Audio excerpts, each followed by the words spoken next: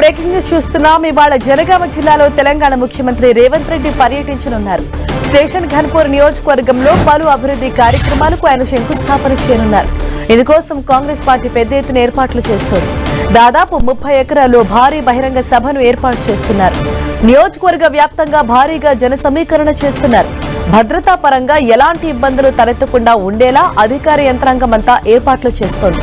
ఇప్పటికే స్థానిక ఎమ్మెల్యే దగ్గరుండి మరీ ఏర్పాట్లను పర్యవేక్షిస్తున్నారు. ఇందిరమ్మ ఇళ్లు, వివిధ ప్రభుత్వ కార్యాలయాలకు సంబంధించిన ఇంటిగ్రేటెడ్ ఆఫీస్ కాంప్లెక్స్, 100 పడకల ఆసుపత్రి సహా పలు అభివృద్ధి కార్యక్రమాలకు సీఎం రేవంత్ రెడ్డి ఇవాళ శంకుస్థాపన చేయనున్నారు.